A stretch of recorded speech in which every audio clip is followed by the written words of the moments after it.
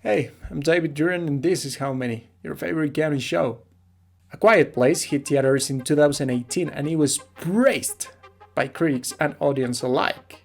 The film takes place in a quiet place during some creature's invasion. It's not very well explained, probably we'll get some answers in part 2. The creatures are attracted to sound, so you have to be real quiet if you want to survive. The movie focuses on a family. John Krasinski and Emily Blunt play the parents. They are actually married in real life. Their characters have 3 kids. The deaf daughter is played by Millicent Simmonds, a deaf actress who's really talented. I really like this movie, especially when I was watching it while writing my script. I had forgotten how awesome it was. Before we start, hit that subscribe button and ring the bell if you don't want to miss any videos. Okay, now time for the movie. Remember, we are counting how many times sound was useful. Let's watch it. It's day 89 since the beginning of the end. Streets are empty and the town is silent. Inside a store, there's a family. 2 kids are playing around using sign language to communicate, while the third one is not feeling well, so his mother is looking for some pills. Of course, little kids are careless. Thankfully, his sister was there. The father arrives and it's time to go, but once again the youngest son grabs the toy. Okay, it's safe now. I swear I intended for this review to leave out any rant, but all the family goes out of the store, leaving the younger son and his sister behind. I'm not an expert on childcare, but that seems like a very stupid thing to do. The kid takes the batteries with him, obviously. It's a long way home on what appears to be sand.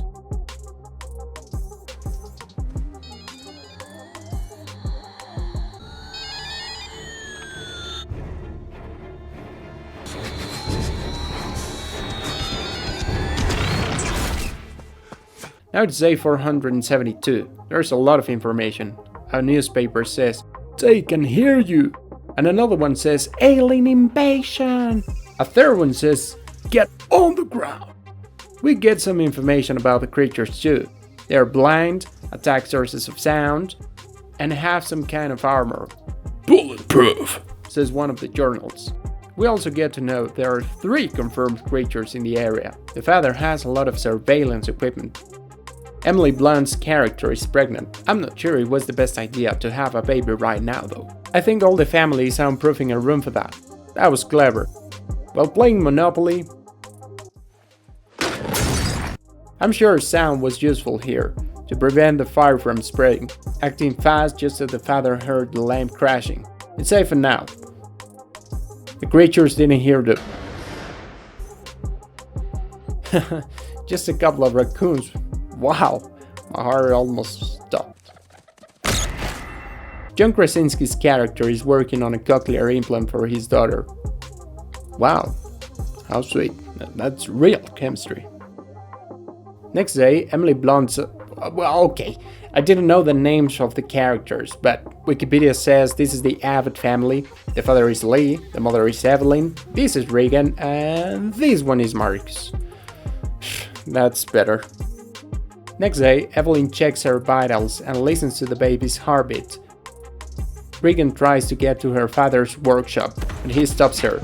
I think he's worried that she could make some noises while in there, but I don't know sign language, so if you know it, please help us. Lee gives his daughter the implant he's been working on, but she refuses to use it. It's not clear why. Lee wants to take his son for a fishing trip. The boy is scared of leaving the house, obviously. Instead, Regan wants to go, but again, Lee doesn't want her to be in danger because of her disability. She could make a noise and who knows what could happen. Near the river, Lee explains some noises are okay because the water running is enough to hide other sounds. Why didn't they live near the river? That would be a very good idea, probably. Evelyn is washing some clothes and she takes a full bag to dry, but it gets stuck with a nail. That seriously must be a very dumb decision. What was she expecting? To make no sound while applying tons of force? Why didn't you let her come? Do you blame her for what happened? No. Because she blames herself. It was no one's fault. You still love her, right? Of course I do. Of course, we have to count this one. There is nothing more useful as a deep family talk. Going back from the trip, Lee and Marcus find a man who screams.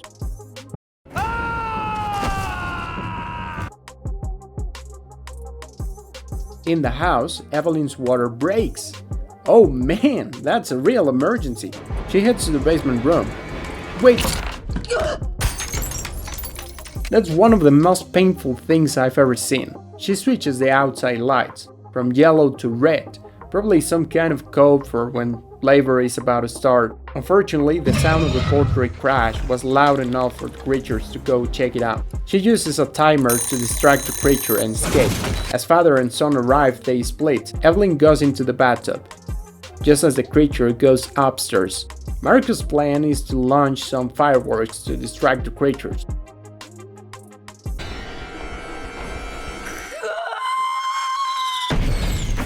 That was perfect timing. Lee goes to the house with a shotgun, finding just blood in the bathtub, fearing the worst.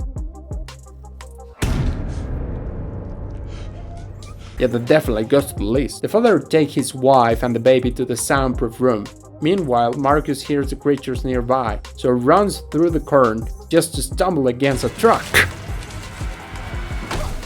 Regan arrives later to see the lamp. A creature she doesn't notice appears from behind, but her implant makes some noise that makes the creature go crazy and run.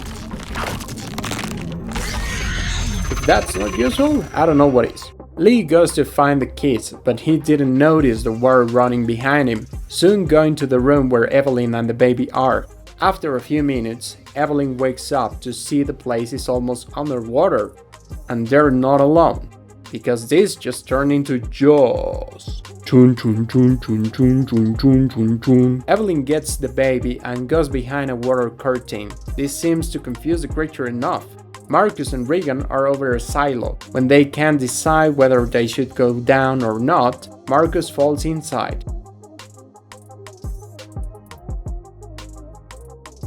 That door almost split the kid in half. Getting almost drowned, Regan goes down too. Both manage to survive that, and also a creature looking for them. Now what on earth is this? The movie is now Wolverine. Wow. Lee finally finds his children, but the monster is nearby. The kids get into an old truck. Lee gets an axe. The creature goes for the kids, and Regan just turned off her cochlear implant, so it's time for heroism. Dang it, this moment is heartbreaking, really.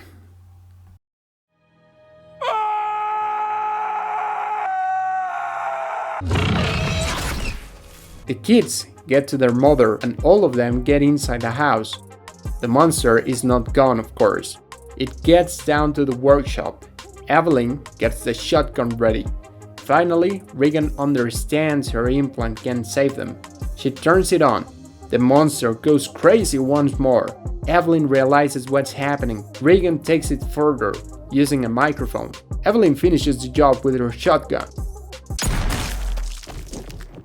Using the monitors, they can see two more creatures getting close, but now they know how to get rid of them. Wasn't it good?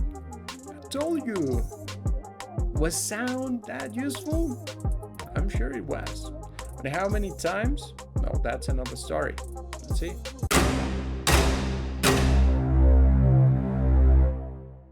Those are many more than what I expected for a movie full of fear of sound. Okay, that's it for this week. And next one, we'll have Scream from 1996, directed by the awesome Wes Craven. Have an awesome day. Bye.